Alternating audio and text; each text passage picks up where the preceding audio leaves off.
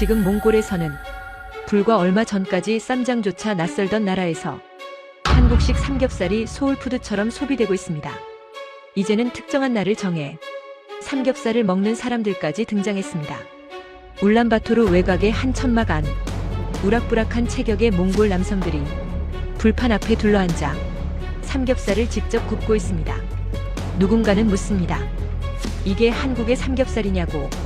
불과 얼마 전까지만 해도 몽골은 돼지고기가 식문화의 중심이 아니었던 나라입니다. 쌈장이라는 개념 역시 익숙하지 않았습니다. 그런데 지금 왜 이 나라에서 삼겹살 열풍이 불고 있는 걸까요?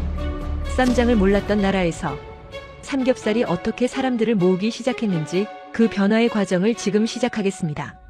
시작에 앞서 좋아요, 구독 눌러주시면 영상 제작에 큰 힘이 됩니다. 안녕하세요. 저는 바트에르덴 바야르사이안입니다. 올해 나이는 38살입니다. 울란바토르 방송사에서 15년째 다큐멘터리 기자로 일하고 있어요. 제가 주로 다루는 주제는 몽골의 전통 문화와 유목생활, 그리고 우리 사회가 겪고 있는 변화들이었습니다. 저는 늘 몽골인으로서의 정체성을 지키는 것에 관심이 많았거든요. 몽골과 한국은 고려시대부터 왕실 혼인과 교류가 있었던 특별한 관계였습니다. 지리적으로도 가깝고 역사적으로도 연결점이 많은 나라였죠. 하지만 그건 어디까지나 역사 속 이야기였어요. 현대의 몽골 사람들에게 한국은 그저 이웃나라 중 하나일 뿐이었습니다. 2025년 가을이었어요. 편집국장이 저를 불렀습니다. 새로운 기획 아이템을 맡기려는 거였죠. 그때 국장이 꺼낸 이야기는 제 예상과 완전히 달랐어요. 한국 음식 이야기였습니다. 그것도 삼겹살이라는 돼지고기 요리에 대한 거였죠. 국장은 최근 울란바토르 젊은 층 사이에서 한국식 삼겹살 열풍이 불고 있다고 말했어요. 삼겹살 전문점이 하나둘 생겨나더니 이제는 시내 곳곳에서 볼 수 있을 정도라고 했습니다. 이 현상을 다큐멘터리로 다뤄보면 어떻겠냐는 제안이었어요. 저는 솔직히 이해가 되지 않았습니다. 몽골은 양고기와 소고기의 나라예요. 우리 조상들은 수천 년 동안 초원에서 양과 소를 키우며 살아왔습니다. 그 고기들로 만든 음식이 우리의 정체성이었죠. 호르옥, 보즈, 후슈루 같은 전통 요리들은 모두 양고기나 소고기를 중심으로 만들어진 거였어요. 돼지고기는 달랐습니다. 몽골에서 돼지고기는 주류 식문화가 아니었어요. 물론 완전히 먹지 않는 건 아니었지만 양고기나 소고기에 비하면 훨씬 낮은 비중이었죠. 특히 나이 든 세대는 돼지고기를 탐탁지 않게 여기는 분들이 많았습니다. 건강에 안 좋다는 인식도 있었어요. 기름기가 너무 많다거나 소화가 잘 안 된다거나 하는 이야기들이었죠.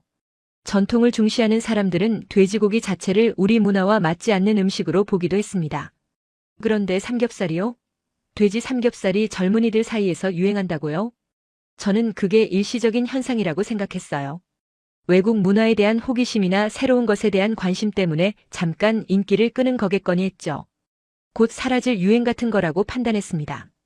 하지만 국장의 생각은 달랐어요. 이게 단순한 유행이 아니라 우리 사회의 변화를 보여주는 현상일 수도 있다고 했습니다. 취재해볼 가치가 있다고 강조했죠. 저는 내키지 않았지만 받아들였어요. 기자로서 새로운 현상을 관찰하는 건 당연한 일이었으니까요. 다만 제 마음속에는 이미 결론이 정해져 있었습니다. 이건 과장된 유행일 거예요. 상업적으로 부풀려진 소비 현상일 거라고 생각했죠. 취재를 시작한 건 그 다음 주였습니다. 먼저 시내 중심가를 돌아봤어요. 국장 말대로 삼겹살 전문점이 제법 있었습니다. 간판에는 한글로 된 이름들이 적혀 있었죠. 고프로, 팔색, 육촌 같은 상호들이었어요. 저녁 시간에 그 식당들 앞을 지나가 봤습니다. 놀랍게도 대부분 만석이었어요. 젊은 사람들이 줄을 서서 기다리고 있었죠. 20대에서 30대 초반으로 보이는 손님들이 대부분이었습니다. 저는 그중 한 곳에 들어가 봤어요. 실내는 깔끔했습니다. 각 테이블마다 구이판이 설치되어 있었고 환풍기가 돌아가고 있었죠. 손님들은 고기를 굽고 있었어요. 돼지고기 특유의 냄새가 공간을 채우고 있었습니다. 저는 그 냄새가 익숙하지 않았어요. 몽골 전통 요리에서 맡던 양고기나 소고기 냄새와는 확실히 달랐죠. 기름진 느낌이 더 강했습니다. 메뉴판을 봤어요. 가격은 생각보다 비쌌습니다. 1인분에 10,000투구릭이 넘었죠. 몽골 물가를 생각하면 결코 저렴한 가격이 아니었어요. 그런데도 손님들은 계속 들어왔습니다.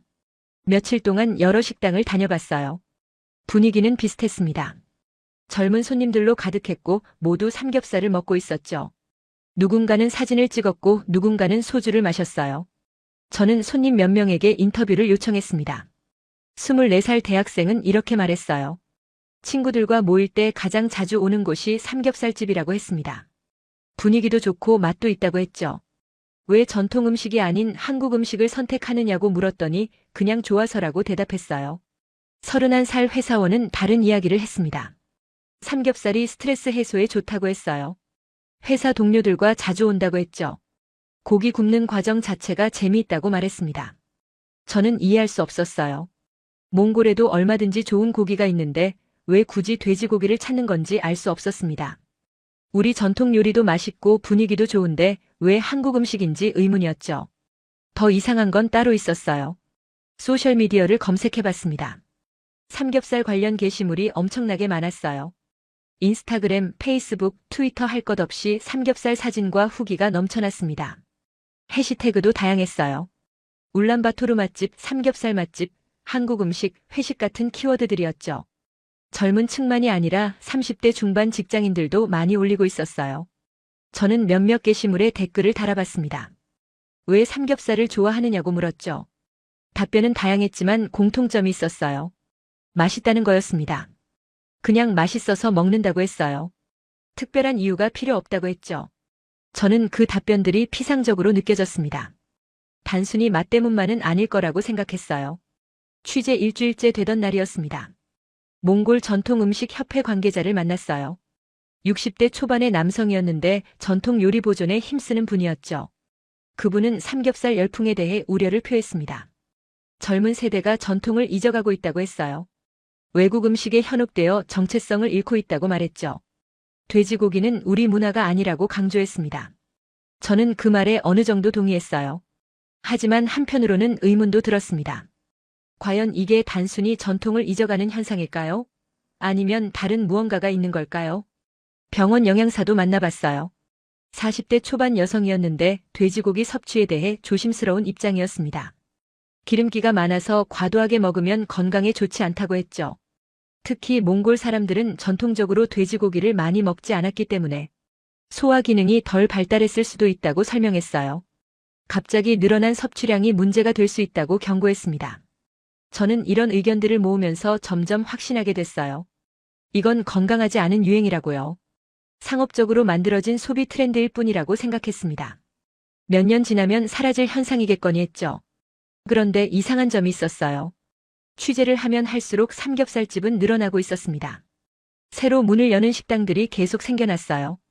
경쟁이 치열해지는데도 장사는 잘 되는 것 같았죠. 저는 식당 사장들도 인터뷰했어요. 한 사장은 35살 몽골인이었습니다. 한국에서 유학했다가 돌아와서 삼겹살집을 차렸다고 했어요.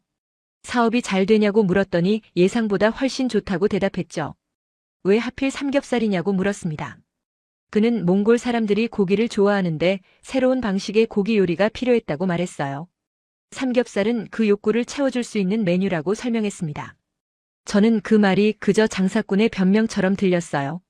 또 다른 사장은 한국인이었습니다. 몽골에 진출한 지 2년 정도 됐다고 했죠. 몽골 시장 가능성을 보고 왔다고 말했어요. 처음에는 반신반의했지만 지금은 확신한다고 했습니다. 몽골 사람들이 삼겹살을 정말 좋아한다고요. 저는 그게 믿기지 않았어요. 좋아한다기보다는 유행에 휩쓸린 거라고 생각했습니다. 일시적 현상일 뿐이라고 판단했죠. 하지만 숫자는 거짓말을 하지 않았어요. 울란바토르 시내 삼겹살 전문점은 2023년 기준으로 150곳이 넘었습니다. 전년도에 비해 2배 가까이 늘어난 숫자였어요.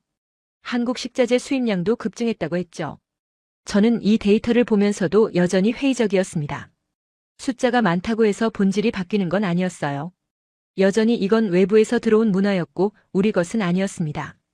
돼지고기는 몽골의 정체성과 맞지 않았어요. 그렇게 2주가 지났습니다. 저는 취재 내용을 정리하면서 생각했어요. 이 다큐멘터리는 결국 경고의 메시지를 담아야 한다고요. 우리 전통을 지켜야 한다는 이야기를 해야 한다고 판단했습니다. 그런데 막상 원고를 쓰려니 뭔가 걸렸어요. 제가 본 것들이 단순히 유행으로만 설명되지 않는 느낌이었습니다. 젊은이들의 열광은 일시적 호기심보다 더 깊어 보였어요.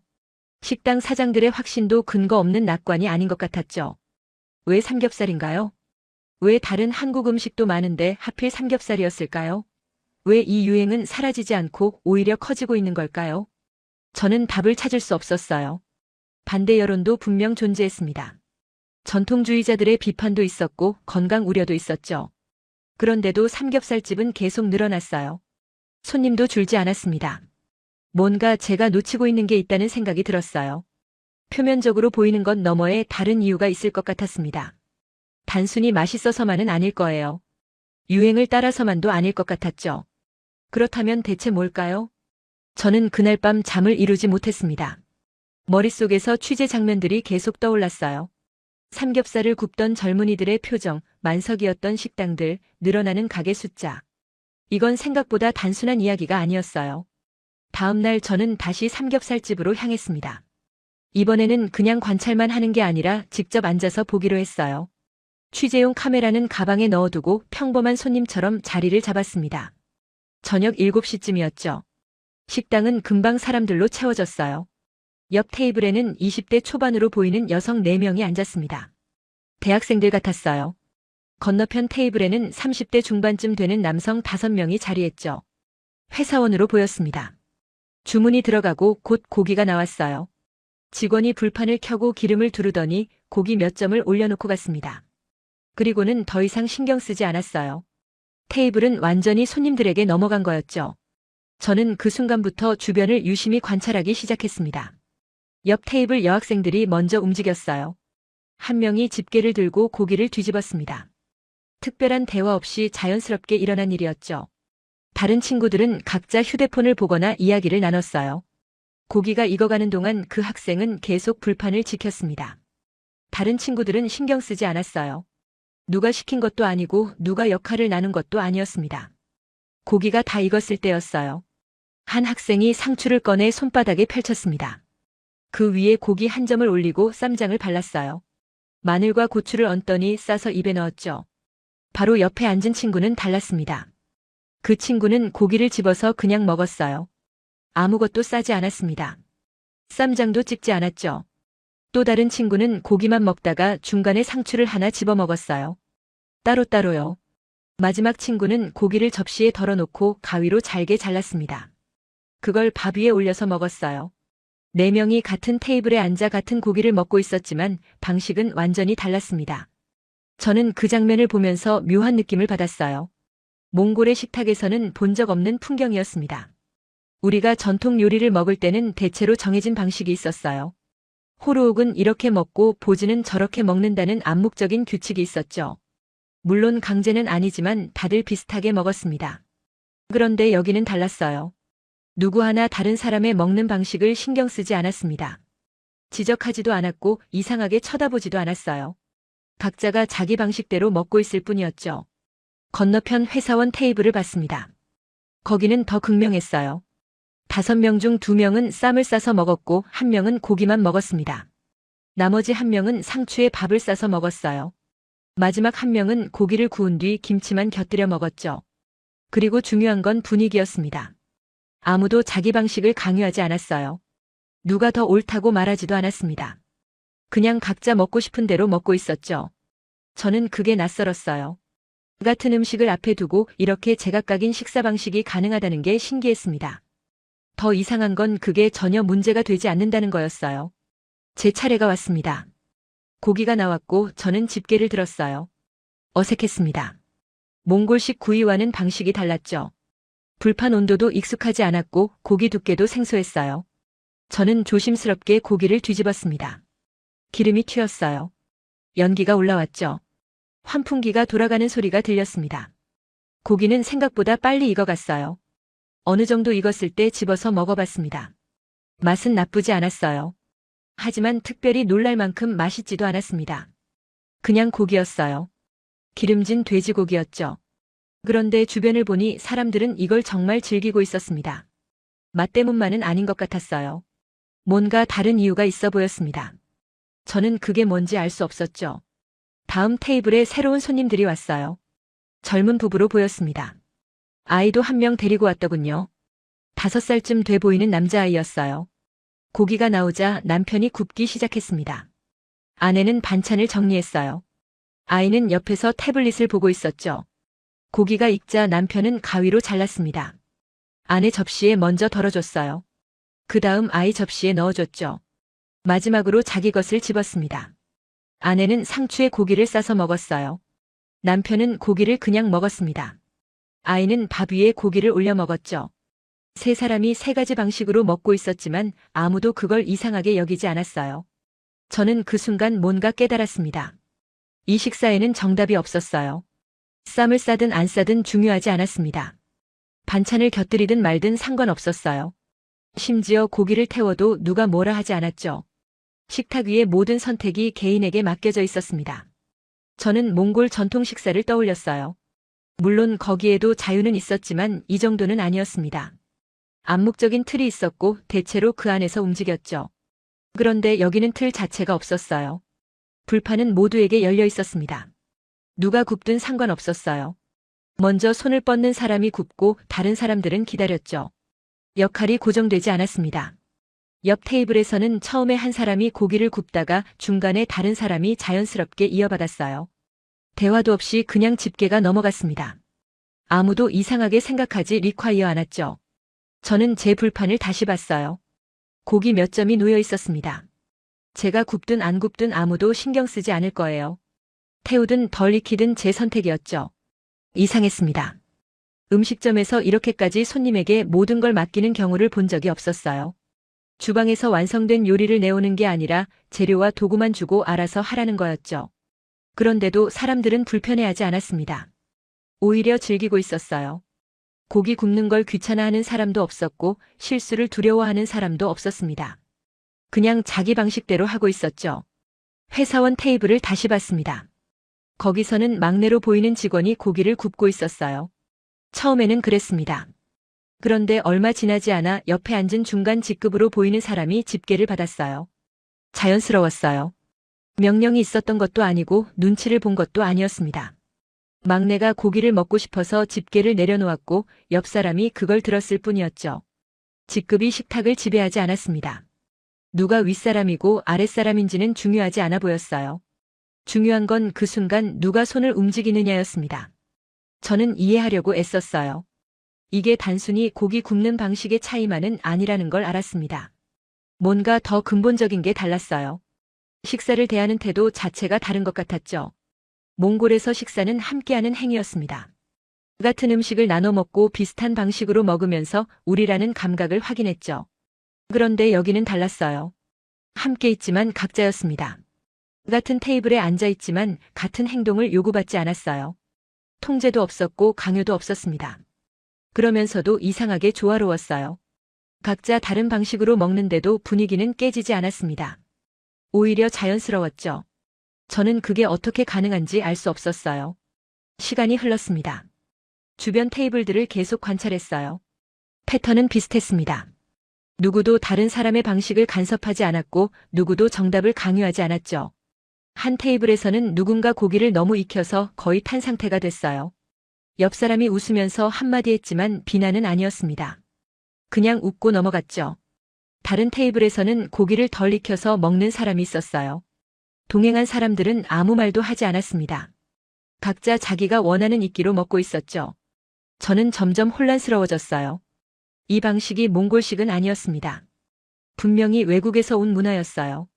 한국에서 들어온 식사법이었죠. 그런데 몽골 사람들은 이걸 거부감 없이 받아들이고 있었습니다. 왜죠? 단순히 새로워서? 유행이어서? 아니면 맛있어서? 저는 그 어느 것도 완전한 설명이 될 수 없다고 느꼈어요. 뭔가 더 있었습니다. 제가 아직 파악하지 못한 무언가가 있었죠. 식사를 마치고 나왔습니다. 밖은 추웠어요. 울란바토르의 밤 공기는 늘 차가웠습니다. 저는 거리를 걸으면서 생각했어요. 오늘 본 장면들이 계속 머릿속을 맴돌았습니다. 제각각 다른 방식으로 먹던 사람들, 아무도 간섭하지 않던 분위기, 정답 없는 식탁. 그 모든 게 낯설었지만 동시에 자연스러웠어요. 저는 처음으로 의심하기 시작했습니다. 제가 이 현상을 제대로 이해하고 있는 걸까요?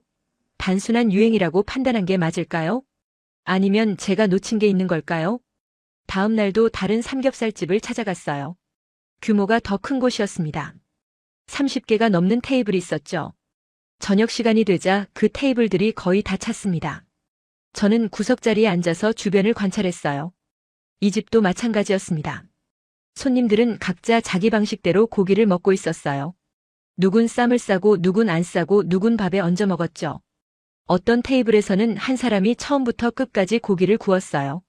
다른 테이블에서는 돌아가면서 굽더군요. 또 어떤 테이블에서는 아무도 적극적으로 굽지 않아서 고기가 타기 일보 직전이 되기도 했습니다. 그래도 분위기는 깨지지 않았어요. 실수해도 괜찮았고 서툴러도 괜찮았습니다. 완벽할 필요가 없었어요. 그냥 먹고 싶은 대로 먹으면 됐죠. 저는 이 자유로움이 어디서 오는 건지 궁금했습니다. 음식 자체의 특성 때문일까요? 아니면 분위기 때문일까요? 공간이 주는 느낌 때문일까요? 답을 찾을 수 없었어요. 그저 확실한 건 하나였습니다. 사람들은 이 식사를 좋아하고 있었어요. 자주 왔고 오래 머물렀으며 만족스러워했습니다. 저는 카메라를 꺼내지 않았어요. 이 장면을 영상으로 담아도 설명할 수 없을 것 같았습니다. 무엇을 어떻게 찍어야 이 느낌을 전달할 수 있을지 알 수 없었죠. 그날 밤 저는 호텔로 돌아와 노트에 적었습니다. 몽골의 식탁에 없던 장면이었다. 짧은 문장이었지만 제가 느낀 혼란을 담고 있었어요. 이건 단순한 음식 이야기가 아니었습니다. 일주일이 지났습니다. 저는 더 많은 사람들을 만났어요. 식당 손님만이 아니라 가정에서 삼겹살을 먹는 사람들, 직장 회식으로 삼겹살을 선택하는 팀장들, 친구들과 정기적으로 모이는 모임의 주최자들까지 인터뷰했죠. 그들의 이야기는 제 예상과 달랐습니다. 35살 주부를 만났어요. 두 아이를 키우는 엄마였습니다. 그는 한 달에 2번 정도 집에서 삼겹살을 해먹는다고 했어요.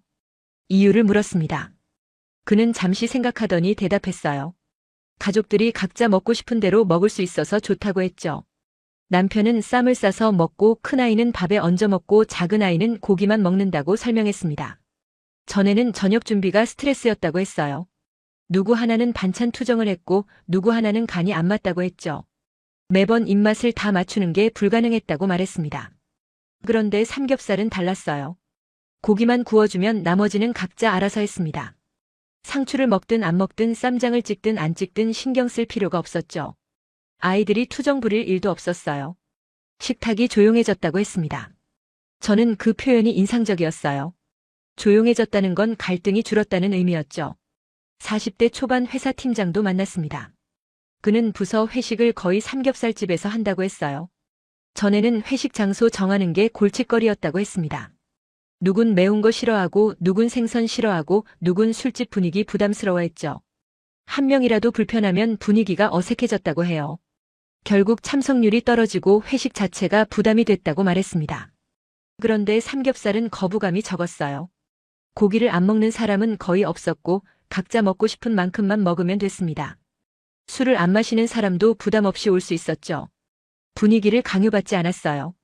팀원들 사이 대화가 늘었다고 했습니다. 예전 회식은 먹는 데 집중했다면 이제는 고기 굽는 동안 자연스럽게 이야기를 나눈다고 설명했어요.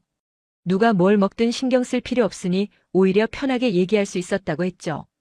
저는 점점 이해하기 시작했습니다. 삼겹살이 단순히 맛있는 음식이어서 인기를 끈 게 아니었어요. 그보다는 관계를 부드럽게 만드는 방식 때문이었던 거죠. 20대 후반 직장인도 인터뷰했어요. 친구들과 한 달에 한 번씩 정기 모임을 한다고 했습니다. 항상 삼겹살집에서 만난다고 했죠. 처음엔 그냥 유행 따라간 거였다고 솔직하게 말했어요. 그런데 계속 가게 됐다고 했습니다. 다른 식당은 메뉴 정하는 것부터 시작해서 누가 뭘 시킬지 계산하고 나눠 먹을지 따로 먹을지 조율해야 했다고 해요. 매번 그 과정이 피곤했다고 했죠. 삼겹살은 고민할 게 없었습니다. 1인분씩 시키면 됐고 각자 먹고 싶은 대로 먹으면 끝이었어요. 누가 더 먹었는지 따질 필요도 없었죠. 계산도 깔끔했습니다. 만남의 부담이 줄었다고 표현했어요. 저는 그 말을 곱씹었습니다. 부담이 줄었다는 건 관계가 편해졌다는 뜻이었죠. 며칠 더 취재를 이어갔어요. 울란바토르 외곽 지역도 가봤습니다. 거기도 삼겹살집이 있었어요. 시내보다는 적었지만 분명히 존재했죠. 한 식당 사장과 이야기를 나눴습니다. 그는 50대 중반 몽골인이었어요. 처음 가게를 열 때 주변 반응이 좋지 않았다고 했습니다. 돼지고기를 파는 게 탐탁지 않다는 시선이 많았다고 했죠. 전통을 중시하는 사람들이 비판했다고 해요. 외국 음식을 들여와서 우리 정체성을 흐린다고 말하는 이들도 있었다고 했습니다. 그런데 지금은 달라졌어요. 비판하던 사람들도 이제는 손님으로 온다고 했습니다. 처음엔 호기심에 왔다가 계속 오게 됐다고 했죠. 가족이랑 오고 친구랑 오고 회사 동료랑 왔다고 말했어요. 왜 그렇게 됐냐고 물었습니다. 사장은 잠시 생각하더니 이렇게 대답했어요. 사람들이 편하다는 걸 알았기 때문이라고 했습니다. 정체성이고 뭐고 일단 모이는 게 편해지니까 자연스럽게 받아들여졌다고 했죠. 저는 그 말이 핵심을 찌르는 것 같았어요. 반대 여론은 분명 존재했습니다. 전통 식문화를 지켜야 한다는 주장도 타당했고 건강 우려도 근거가 있었죠. 외국 음식에 대한 경계심도 이해할 만했어요. 그런데 그 반대는 점점 힘을 잃어갔습니다. 누가 설득해서도 아니었고 논쟁에서 져서도 아니었어요. 그냥 쓸모가 있었기 때문에 반대할 이유가 사라진 거였죠. 삼겹살은 몽골 사람들의 생활에 맞아떨어졌습니다. 울란바토르는 빠르게 변하고 있었어요. 도시화가 진행되면서 사람들의 생활 방식도 달라졌죠. 전통적인 유목 생활과는 거리가 먼 일상이 펼쳐지고 있었습니다. 인간관계도 느슨해졌어요. 예전처럼 가족이나 친척끼리만 모이는 게 아니라 직장 동료, 학교 친구, 취미 모임 같은 다양한 관계가 생겨났죠. 그 관계들을 유지하는 방식도 바뀌어야 했습니다. 기존 몽골 고기 문화는 도시 생활과 맞지 않는 부분이 있었어요. 전통 요리는 준비 시간이 오래 걸렸습니다.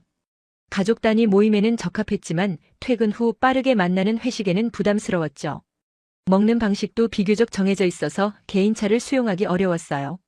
삼겹살은 달랐습니다. 빠르게 준비할 수 있었고 각자 먹고 싶은 대로 먹을 수 있었어요. 오래 설명하지 않아도 관계를 유지할 수 있는 구조였죠. 저는 여러 가정을 방문했습니다. 한 집에서는 주말마다 삼겹살을 해먹는다고 했어요. 세대가 함께 사는 가정이었는데 할머니는 양고기를 선호하고 부모는 소고기를 좋아하고 아이들은 돼지고기를 원했죠. 전에는 매번 메뉴 정하는 게 전쟁이었다고 해요. 그런데 삼겹살을 하면서 문제가 해결됐다고 했습니다. 고기는 삼겹살로 통일화돼 먹는 방식은 각자 선택하니까 불만이 줄었다고 했죠. 할머니는 김치만 곁들여 먹었고 부모는 쌈을 싸서 먹었고 아이들은 밥에 얹어 먹었어요. 같은 식탁에서 다른 식사를 하는데도 갈등이 없었습니다. 대화가 늘었다고 했어요. 예전엔 누가 뭘 먹을지 신경 쓰느라 정작 이야기를 나눌 시간이 없었다고 합니다. 이제는 고기 굽는 동안 자연스럽게 얘기를 나누게 됐다고 했죠. 저는 또 다른 변화를 발견했습니다. 몇몇 지역과 커뮤니티에서 특정 날짜를 정해 삼겹살을 함께 먹는 약속이 생겼어요. 삼겹살 데이라고 부르더군요. 국가가 정한 기념일도 아니었고 기업이 만든 마케팅도 아니었습니다. 그냥 사람들이 모이기 편한 날을 정한 거였어요. 매달 첫째 주 금요일이라든가 보름마다라든가 하는 식으로요. 그날이 되면 자연스럽게 약속을 잡았습니다. 한 모임 주최자를 만났어요. 30대 초반 남성이었는데 대학 동창들과 매달 만난다고 했습니다. 항상 같은 날짜에 같은 삼겹살집에서 만난다고 했죠. 왜 굳이 날짜를 고정했느냐고 물었어요. 그는 간단하게 대답했습니다. 그래야 약속 잡기 편하다고 했어요. 매번 일정 조율하는 게 귀찮아서 아예 날짜를 정해버렸다고 했죠. 미리 그날을 비워두면 됐습니다. 다른 약속을 잡지 않고 기다리면 동창들을 만날 수 있었어요. 장소도 메뉴도 정해져 있으니 고민할 필요가 없었죠. 삼겹살은 이제 단순한 외국 음식이 아니었습니다. 사회적 약속이 되고 있었어요. 사람들이 관계를 유지하는 방법으로 자리 잡았죠. 저는 자료를 정리하면서 깨달았습니다. 이 변화는 우연이 아니었어요. 누군가 밀어붙인 것도 아니었습니다. 몽골 사회가 스스로 선택한 방식이었죠. 전통음식협회 관계자를 다시 만났어요. 처음 만났을 때 그는 삼겹살 열풍을 우려했었습니다. 전통을 잊어간다고 말했었죠. 이번에 다시 만났을 때 그의 입장은 조금 달라져 있었어요. 여전히 전통은 중요하다고 말했습니다. 하지만 삼겹살 자체를 적대시하지는 않게 됐다고 했어요. 이유를 물었습니다. 그는 한숨을 쉬더니 말했어요. 젊은 세대가 아예 모이지 않는 것보다는 삼겹살이라도 먹으면서 모이는 게 낫다고 판단했다고 했습니다. 관계가 끊어지는 것보다는 유지되는 게 중요하다고 했어요. 저는 그 말이 핵심이라고 생각했습니다. 삼겹살은 관계를 이어주는 도구였어요. 완벽하지 않았지만 작동했습니다. 전통적이지 않았지만 효과가 있었죠. 몽골 사람들은 그걸 알았습니다. 이론이나 논리로 안 게 아니라 경험으로 안 거였어요. 직접 먹어보고 모여보고 관계가 편해지는 걸 느꼈죠. 병원 영양사도 다시 만났습니다. 처음엔 돼지고기 과다 섭취를 경고했던 분이었어요. 이번에는 입장이 미묘하게 바뀌어 있었습니다.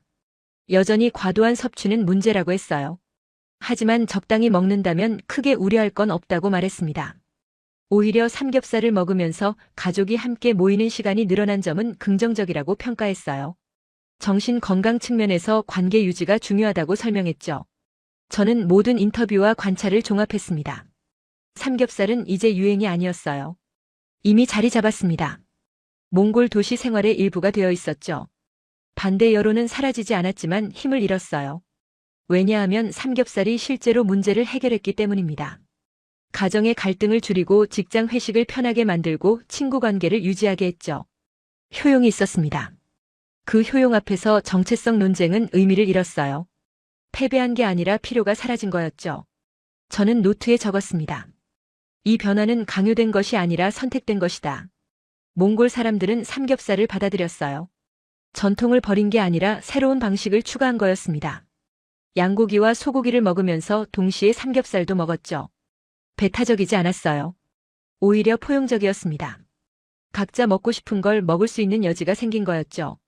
저는 이제 이해했습니다.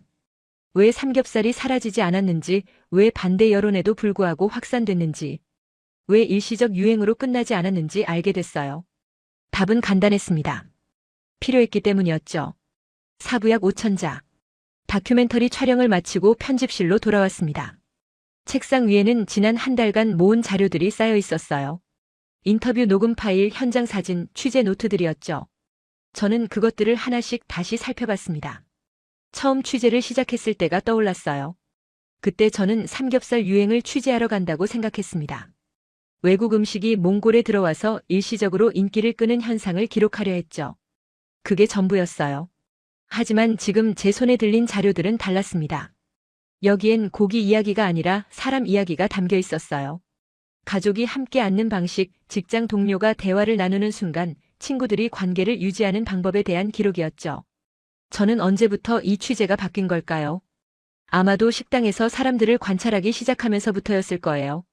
각자 다른 방식으로 먹는 모습을 보면서 뭔가 다르다고 느꼈던 순간부터였죠.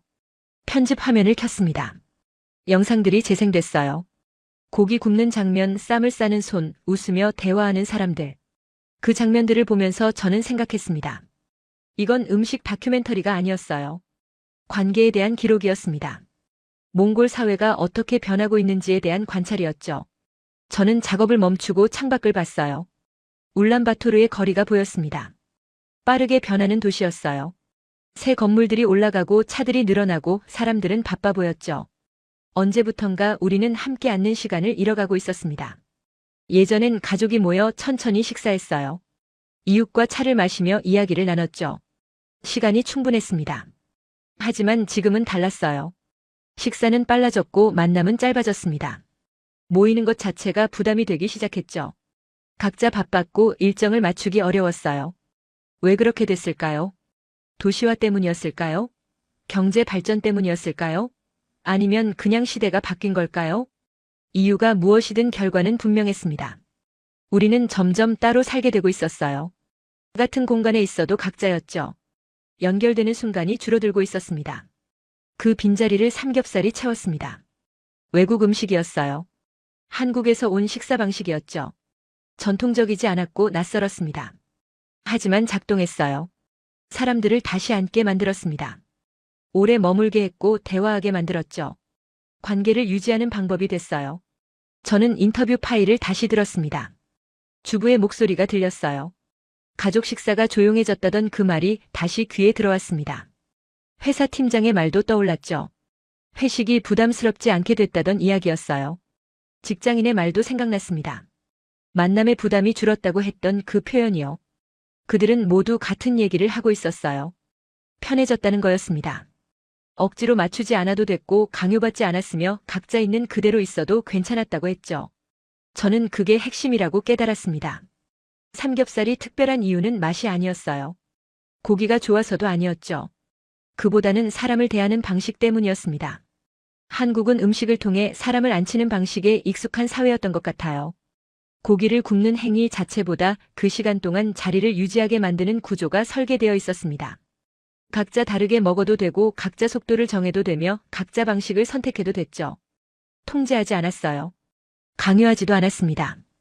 그냥 자리만 만들어줬죠. 나머지는 사람들이 알아서 채웠어요. 저는 몽골의 전통 식사를 떠올렸습니다. 우리도 함께 모여 먹었어요. 가족이 둘러앉아 음식을 나눴죠. 그건 분명 의미 있는 시간이었습니다. 하지만 도시 생활에는 맞지 않는 부분이 있었어요. 준비 시간이 길었고 정해진 방식이 있었으며 모두가 비슷하게 먹어야 했습니다. 다양성을 수용하기엔 여유가 부족했죠. 삼겹살은 그 문제를 해결했어요.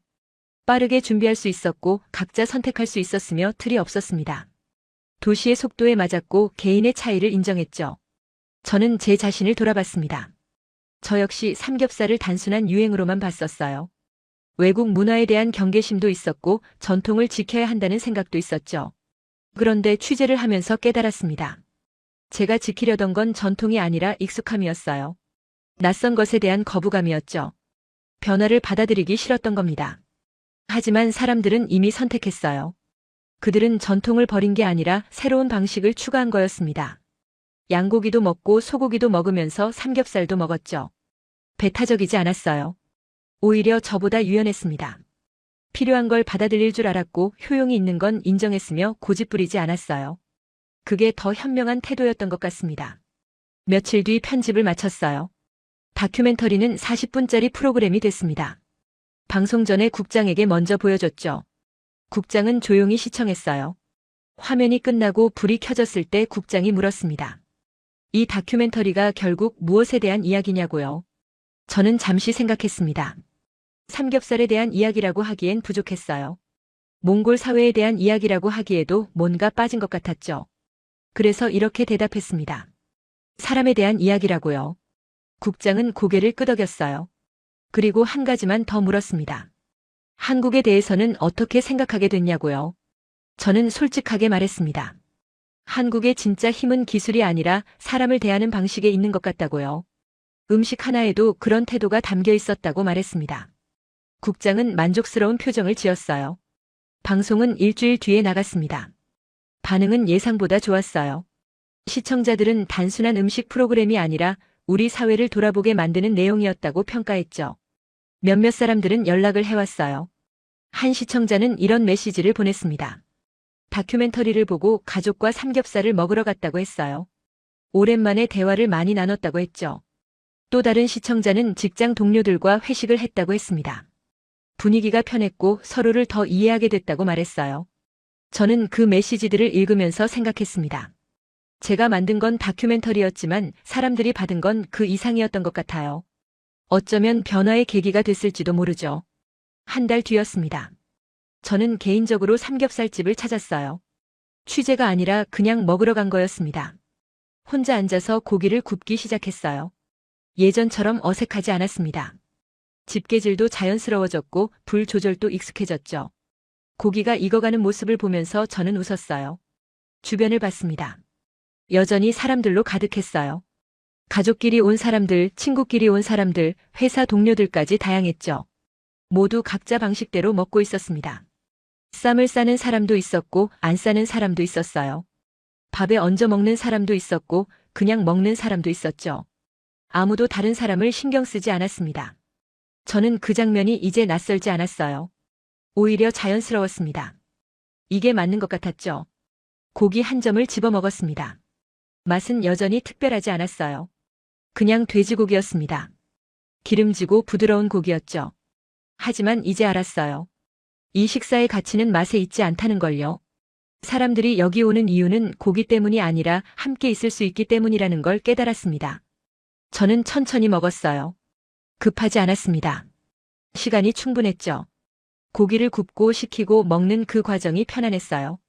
옆 테이블에서는 젊은 부부가 아이와 함께 있었습니다. 아이는 밥 위에 고기를 올려 먹고 있었어요.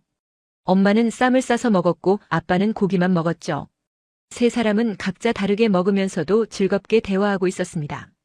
저는 그 광경을 보면서 미소 지었어요. 이게 진짜였습니다. 강요 없이 함께 있는 시간이요. 통제 없이 서로를 인정하는 자리였죠. 선진국의 기준이 뭔지 생각해 봤어요. 경제력일까요? 기술력일까요? 아니면 건물의 높이나 도로의 넓이일까요? 아닌 것 같았습니다.